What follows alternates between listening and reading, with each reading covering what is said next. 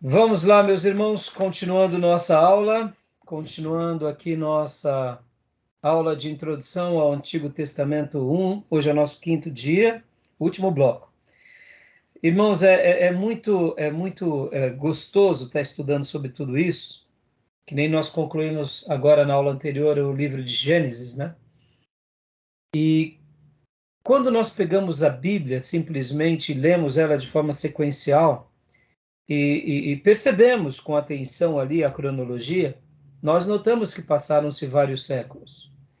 Mas nós não temos uma noção da história que está por trás de tudo aquilo, né? A gente não tem, eu diria, uma visão mais panorâmica, a não ser quem fez uma faculdade de história, que estudou de fato esses acontecimentos históricos, o mundo antigo. E isso tudo, quando a gente pode e pega livros como esses que nós estamos estudando, e enriquece muito para nós, a nossa, o nosso acervo, né? Por exemplo, irmãos, quando a gente pega essa questão cronológica e começa a estudar um pouco a história da humanidade, né? Ali no crescente fértil, como eu mencionei para vocês nas aulas anteriores. E quando a gente pega essa cronologia, só para pontuar aqui, para a gente agora ir para o livro de Êxodo. A história dos Sumérios, ela começa por volta do ano 4000 a.C. e vai até o ano de 1900 a.C. Aí vem a história dos babilônios, onde está Ur, que a gente fala Ur dos caldeus, mas na realidade é Ur da Babilônia, é Ur da Suméria, que começa a história da Babilônia por volta do ano de 1900 e vai até o ano de 1200 antes de Cristo. A gente tem também um outro fato bem interessante na história mundial, que são os hititas, que estão a norte de Israel, que começa por volta do ano de 1600 antes de Cristo e vai até o ano de 1200 depois de Cristo. Aí depois vem um outro período muito interessante da cronologia mundial, que são a história dos assírios, aqueles mesmo que conquistam a parte norte do reino de Israel. Lembram que tem um reino dividido? Uhum. A norte fica Israel, com capital em Samaria, e ao sul, Judá, com capital em Jerusalém. Os assírios começam a ser um grande império por volta do ano 1200 antes de Cristo até 612 depois de Cristo. Tanto é que o cativeiro assírio, ele é um cativeiro que marca a história das 10 tribos, que ficam sob o cuidado de Jeroboão. E por último, vem uma outra data muito importante na história mundial, que é a história dos caldeus, ou neobabilônios. Os assírios também aqui, nesse período, é chamado de neo-assírios, porque a Síria já existia, mas como império, como esse formato, é nesse período. E os caldeus, ou neobabilônicos, são do ano 612 a 539 a.C. Então, agora a gente vai estar entrando no livro de Êxodo, podem ver que ele vai estar dentro desse grande império que era dos hititas. Só que os hititas, ao mesmo tempo, não tiveram uma influência aos hebreus, porque no período do Êxodo, nós estamos agora falando de um período onde o povo de Deus sai de Canaã, vai para o Egito e lá fica por volta de 400 anos. E então eles estão ali sobre o grande império do Egito, que também foi um império muito poderoso. Os hititas estão a norte. Então, olha como é interessante quando a gente começa a olhar, e por isso que eu falei para vocês, sempre peguem os mapas e tentem pegar mapas daqueles dias. Isso tudo vai fortalecer bastante o conhecimento de vocês e vai situar vocês. Uma das coisas que eu gosto muito de fazer, irmãos, na minha Bíblia, My Bible, é usar os mapas, né, bíblicos, porque ali vai tendo essa cronologia, a divisão das 12 terras, o Império Israel nos dias de Davi, Então, é muito interessante essa questão da cronologia, ou mesmo os mapas que estão na nossa Bíblia, no final das nossas Bíblias, né? Eu gosto muito de acompanhar os mapas, porque você vai se situando melhor em cada período da história. Façam isso sempre que forem estudar o Velho Testamento, vocês vão ver que vocês vão aprender com mais exatidão, tá bom? Então, beleza até aí, meus irmãos? Tudo bem? Vamos agora, então, pegar, irmãos, aqui, nosso próximo slide, que é o material aqui pelo livro de Êxodo. Passou uma moto aí em alguma casa de alguém. Passou, aqui em casa, pastor. Oi, não tem problema. Caso passar de novo, aí só bloqueia o microfone, tá bom, minha irmã? Eu já vou até bloquear, porque aqui passa direto. Tá bom, então. Então, vamos lá. Eu vou compartilhar aqui o slide. Vamos lá. Vamos tentar correr agora, irmãos. E aí a gente deixa para tentar esclarecer algumas dúvidas mais para frente. Vamos lá. Opa, não é isso, não. Eu abri o slide errado. Deixa eu abrir o outro slide. Esse daqui, encerrei. É esse slide.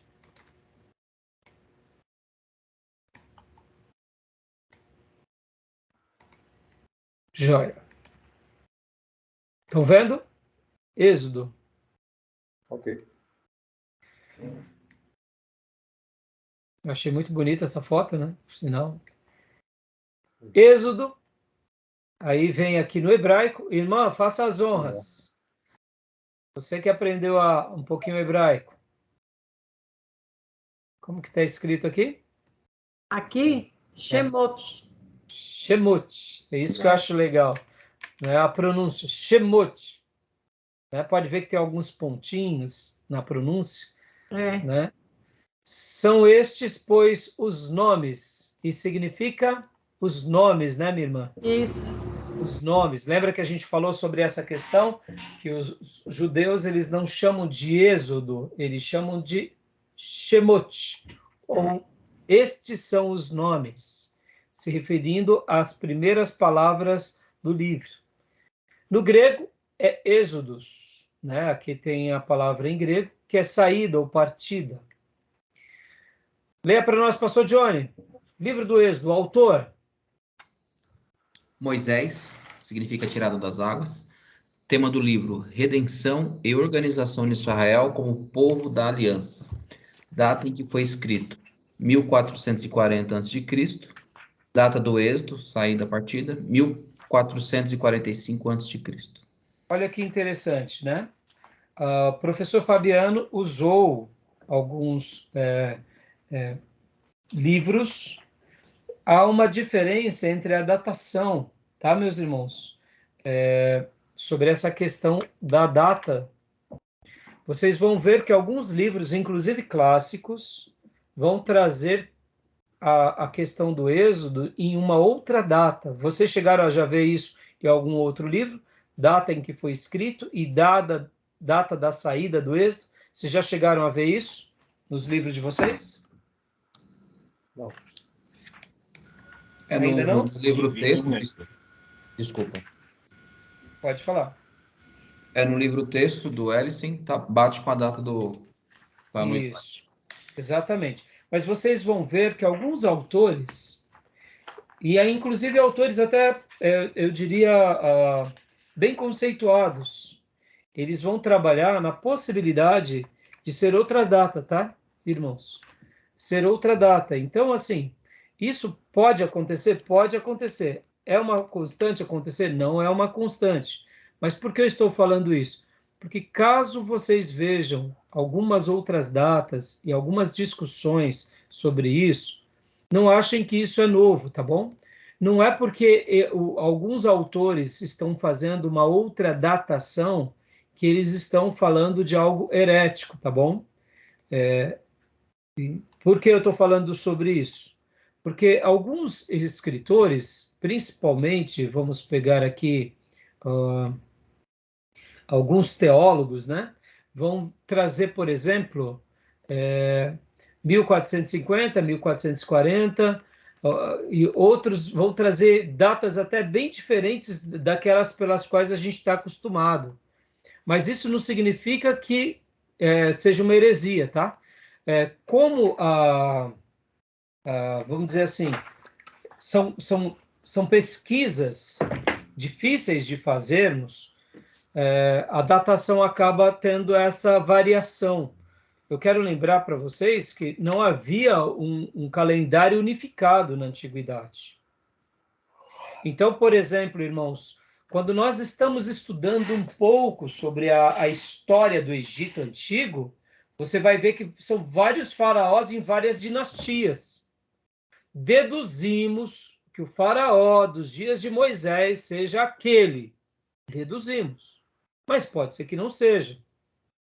Eu me lembro que eu estava num momento conversando com o Ribeiro, né?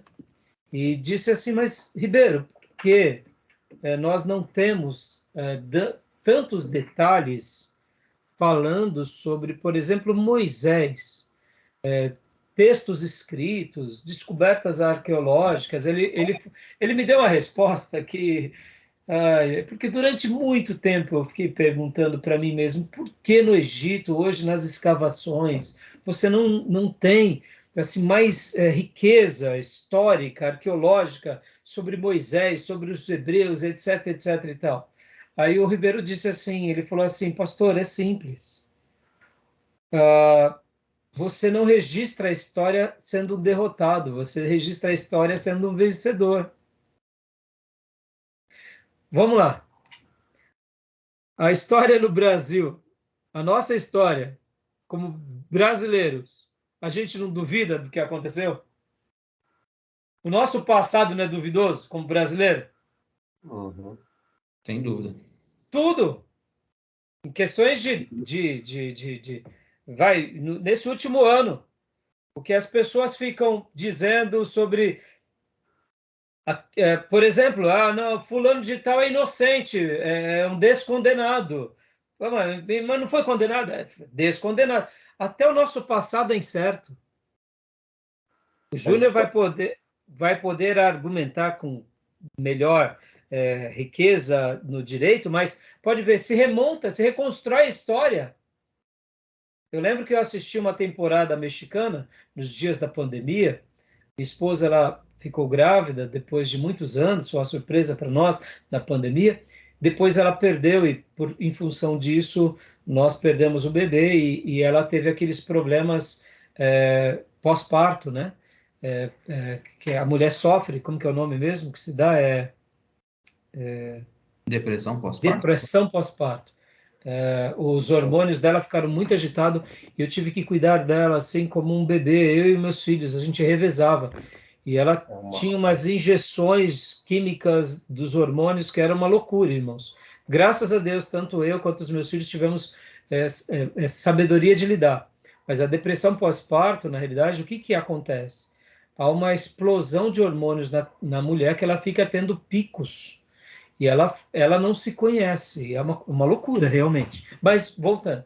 Eu lembro que na pandemia nós assistimos muito uma temporada mexicana, que é uma temporada que conta a história de um traficante mexicano, que foi baseado em fatos reais, na década de 80 e 90. E eles fizeram essa temporada.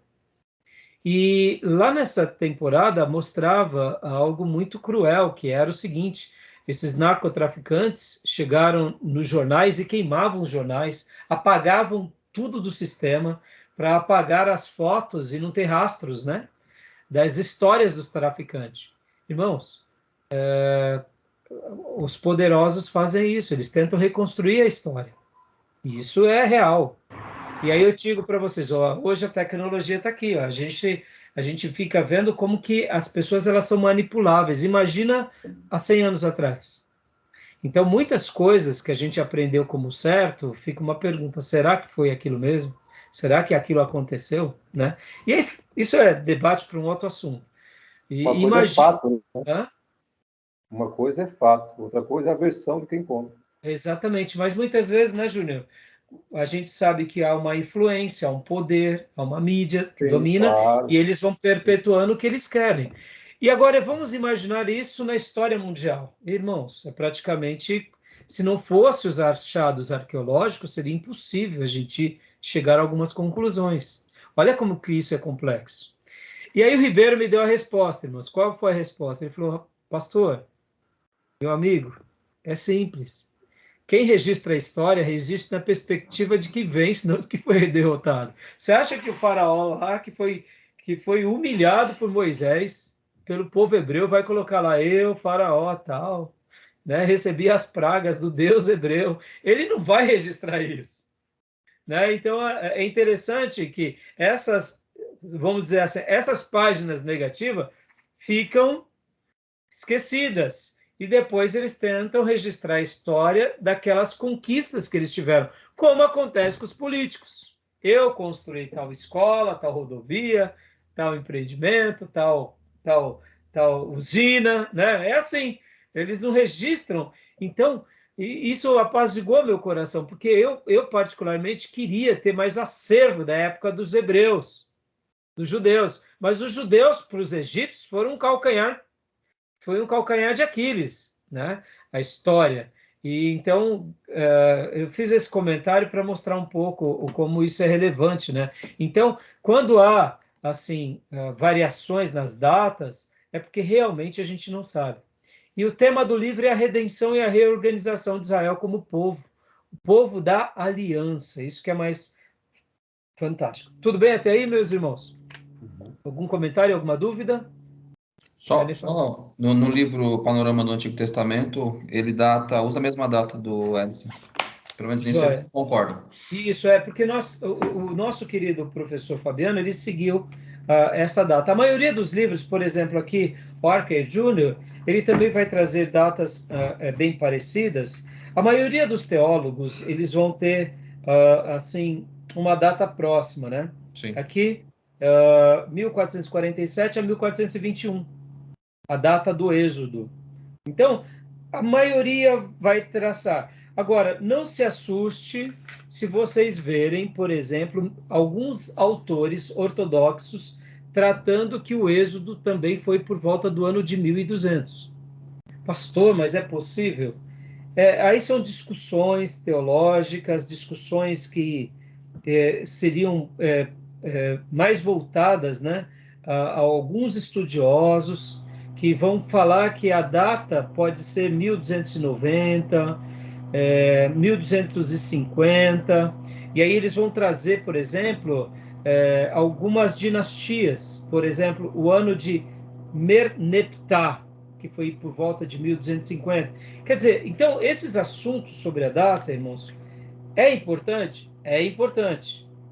Mas para nós, como nós não estamos aqui simplesmente querendo defender a data, nós estamos se posicionando, então a gente vai ficar naqueles autores que têm uma linha mais conservadora e pelo qual a tradição traz uma correspondência naquilo que achamos que se enquadra melhor na nossa maneira de pensar. Como eu disse, eu não sou historiador, eu não sou um arqueólogo, não fiz história, né? Então, a gente aprende com esses grandes homens de Deus, tá bom? Continuando aqui, rapidamente. Principais eventos do livro de Êxodo. Leia para nós, pastor Johnny, por gentileza. Pois não. O livro de Êxodo narra o evento mais marcante, tanto no sentido histórico quanto teológico. Esse evento foi a saída dos hebreus da servidão do Egito. Os principais personagens da história do Êxodo, saída, né, foram Moisés e Arão. E toda a história envolve os livros de Êxodo, Levítico, Números e Deuteronômio. E isso é muito interessante. Essa ideia, né, que o livro de Êxodo, ele é uma síntese que engloba e abraça os outros livros. Então, ele acaba sendo praticamente quase como um índice para os outros livros, para o desfecho, para os outros capítulos que seriam esses outros livros. É muito interessante isso. No livro do Robert Lee, que é aquela Bíblia em esboço, a palavra-chave do livro é santidade e expiação. Santidade e expiação.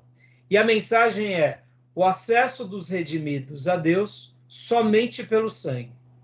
E a santidade dos redimidos, um imperativo. Desculpa, perdoe, eu li errado. Vi que eu achei que falei errado, desculpa. Palavra-chave está eu estava vendo Levítico. Por isso que eu falei, para ter alguma coisa estranha. A palavra-chave de Êxodo está em 3:8 e 12:23. E a mensagem do Êxodo é redenção pelo sangue. Redenção pelo sangue. O que te faz lembrar redenção pelo sangue? Jesus. Sim, mas o que acontece lá no Êxodo? Que eles utilizam o quê? Que é o tipo de Jesus. É a Páscoa. Páscoa. Cordeiro Pascual. Cordeiro Pascual, exatamente. É Jesus, é a redenção, mas o tipo é o cordeiro, o sacrifício, antes da saída, né? É interessante, irmãos, quando a gente estuda o livro de Êxodo, percebam, irmãos, antes de Deus lançar uma maldição a Faraó e ao Egito, Deus pediu para Moisés: deixe o meu povo ir para adorar no deserto. Deus, ele não tem prazer de castigar o ímpio. Quando nós falamos, né, que Deus lançou 10 pragas no Egito, parece que Deus simplesmente amaldiçoou o Egito porque Deus estava irado com o Egito. Mas antes da maldição, Deus ele estava dando chance para que Faraó, como líder do Egito, liberasse Israel. Mas não houve isso. Pelo contrário, houve uma hostilidade à voz de Deus. E houve um abuso do Egito e de Faraó sobre os hebreus. Um abuso limitando a sua liberdade e um abuso os oprimindo. É claro que nem todo o período que o povo de Deus esteve no Egito, eles viveram debaixo de escravidão. Podem ver que o povo de Deus está lá no Egito e eles crescem, eles prosperam, eles evoluem.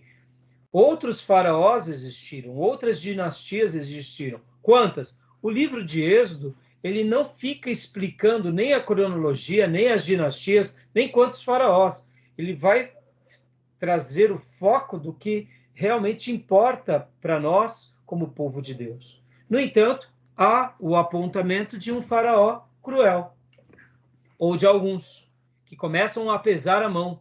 É muito interessante que na história mundial havia os Ixos, que eram pastores, reis pastores, que um dia também foram e conquistaram o Egito.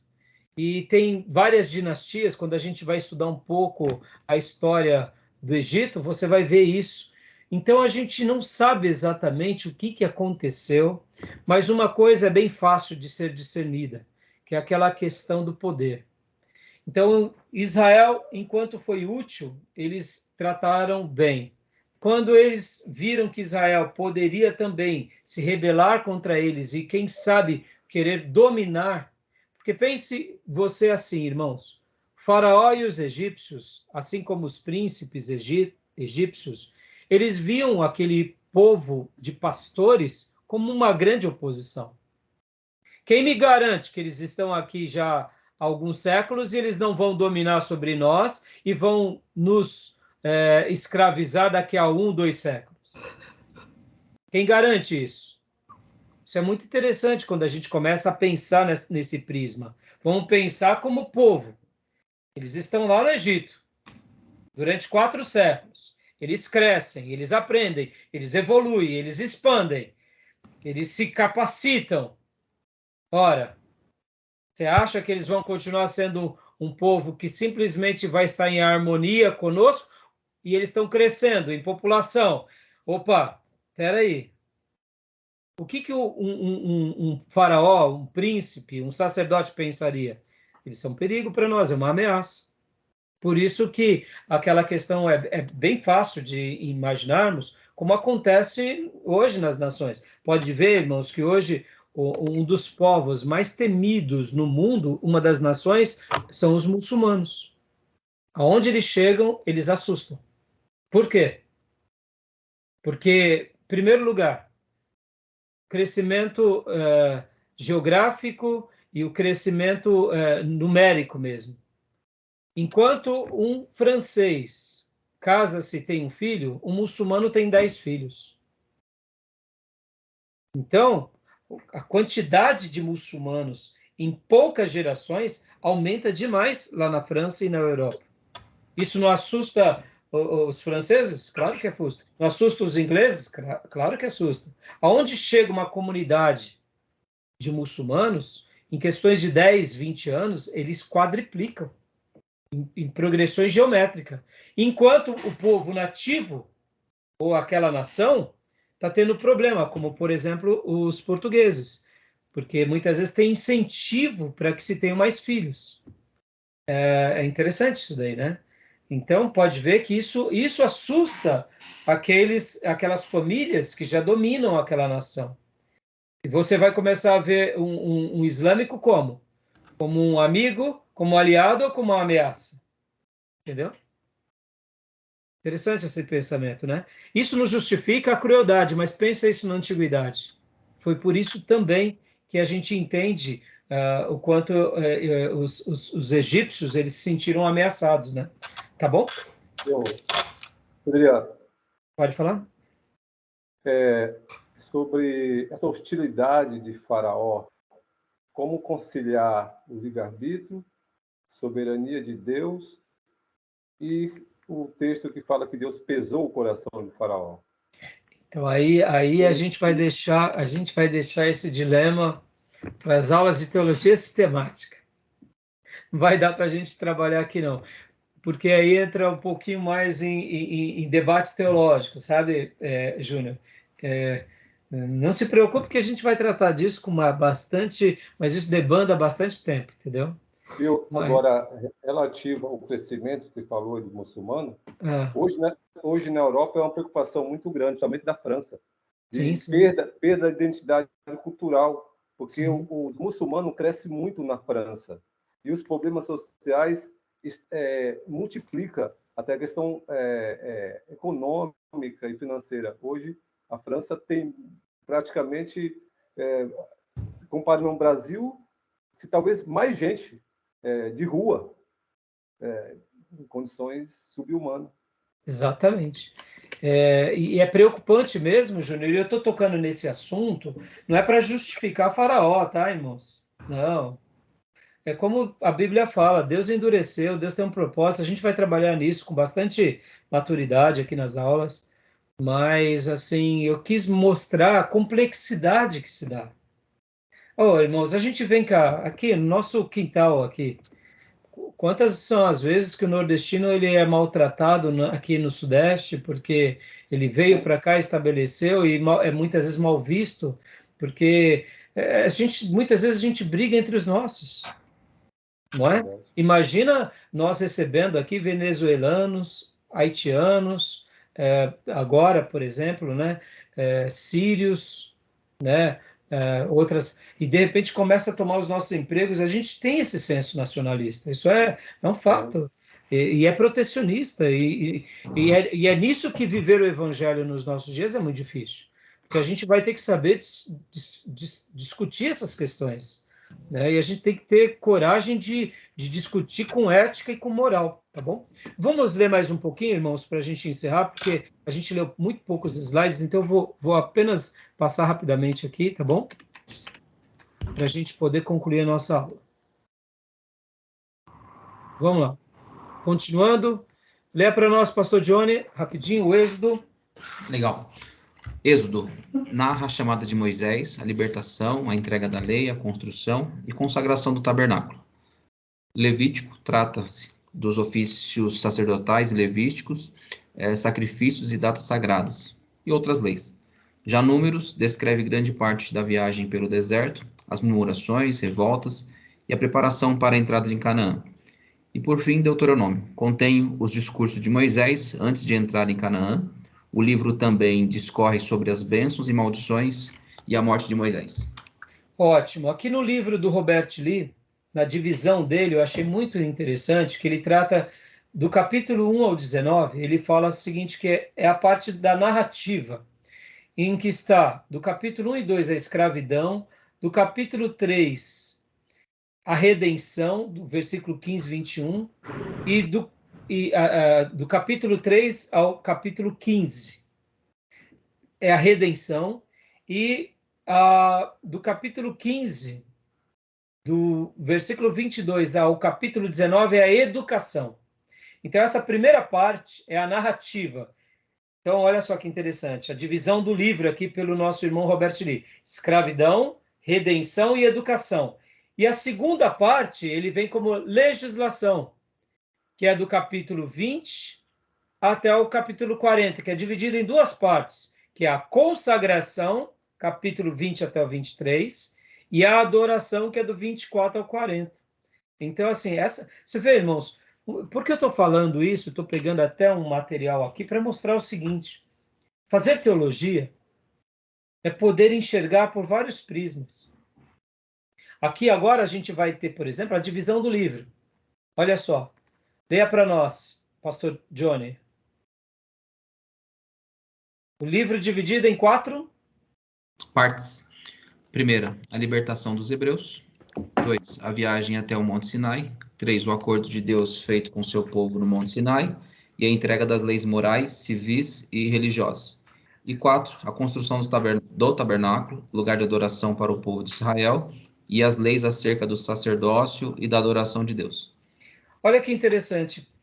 Pastor, o senhor acabou de falar que o Robert Lee, ele faz uma divisão em duas partes, narrativa e legislativa, que são subdivididas em mais 3 partes e 2 partes. Ou seja, poderíamos dizer que o Robert Lee, ele divide o livro em 2 partes ou em 5 frações. Agora, o senhor vem pelo livro-texto que nós estamos seguindo e fala que é 4 partes. Agora eu pego aqui, por exemplo, o livro do Arthur Jr. e ele vem aqui o esboço do Êxodo. Ele tem 1, 2, 3, 4, 5 partes. Pastor, mas tá certo fazer subdivisões assim? Olha, irmãos, não há diferença, não tem o certo e errado. Cada teólogo enxerga de uma forma. O livro é o livro sagrado, mas vai ser de consenso que algumas subdivisões uns enxergam de uma forma melhor. Por exemplo, a gente acabou de ver aqui a libertação dos hebreus. Aqui o nosso Archer Júnior fala o treinamento do homem de Deus para a tarefa de Deus. Olha que interessante. Ele aborda uma primeira subdivisão, que é a vida de Moisés. Está errado falar de Moisés e tratar a vida de Moisés como uma subdivisão? O que vocês acham? Não. Pelo contrário, eu acho que até enriquece, porque sim, Moisés, ele inaugura uma fase na revelação de Deus, que é o período das leis. Então, destacar a pessoa dele, eu acho que é honroso, porque ele foi o maior profeta do Velho Testamento. Então, você vê que o nosso irmão Archer Jr. faz isso. Depois ele trata do capítulo 5 e diante, até o capítulo 18, a graça triunfante, o povo de Deus libertado da escravidão. Olha que interessante. Aí depois, do capítulo 19 ao capítulo 31, o selo da santidade. Do capítulo agora 32 ao capítulo 33, o fracasso da carne e o arrependimento pelo pecado. E o capítulo 5, que é o capítulo 34 ao capítulo 40 do livro de Êxodo, a quinta divisão, é a provisão divina pelo pecado, o perdão contínuo através do sacrifício. Ou seja, são abordagens diferentes. Pastor Rai, mas não é errado isso? Não é, não tem certo ou tem errado. O que tem é beleza. Sabe, irmãos, vou dar uma comparação aqui para aliviar a atenção de vocês. Fazer teologia não é usar a mente querendo mandar na Bíblia. Não é isso. É, literalmente, permitir que um irmão piedoso, um teólogo consagrado, argumente com o texto com mais liberdade. Vou dar um exemplo aqui. Se eu pregar João 3,16 e se 10 pastores pregar João 3,16, serão 10 sermões sobre João 3,16, não serão? Uhum. Mas cada um vai pregar igual ou vai pregar diferente? Diferente. Por que diferente? Porque é o quê? É a participação do pregador naquela revelação. Cada pregador olhará segundo um prisma. Fazer teologia, quando esses irmãos nossos, por exemplo, aqui vamos pegar o Hill e o Walter, quando ele vai agora contra-argumentar sobre o Êxodo, ele também faz divisões diferentes. Pastor, por quê? Porque é assim que ele enxerga. É assim que ele nota. É assim que ele destaca coisas mais relevantes. Por exemplo, irmãos, vou dar um exemplo aqui. Eu não sou um teólogo tão rebuscado quanto muitos outros, eu admito. No entanto, eu aprendo com esses rebuscados e tento passar para vocês, no meu prisma, do meu jeito. Então, certas coisas eu destacarei mais do que outros, porque eu acho que isso é relevante. Então, enquanto eu ensino vocês, eu aprendo com os nossos mestres e vou destacando aquilo que é mais saliente para mim, que é mais importante. Agora, quando a gente senta com um catedrático, com um pastor, ou com um doutor que fez PhD, pós-doutorado, ele aborda de outra forma, porque para ele aquilo é mais relevante. Agora, quem é que está certo, quem é que está errado? Não tem o certo e tem o errado. O que tem é o DNA de cada um. Sabe, semana passada meu filho fez... Eu estava correndo com muita coisa aqui, e aí eu tive que fazer visitas e, de repente, filhão, não tem comida não. Ajuda o pai aí, se Deus tocar no coração. Aí quando eu cheguei, tenho 2 filhos homens, né, irmão? Quando você tem uma menininha, ajuda mais, né?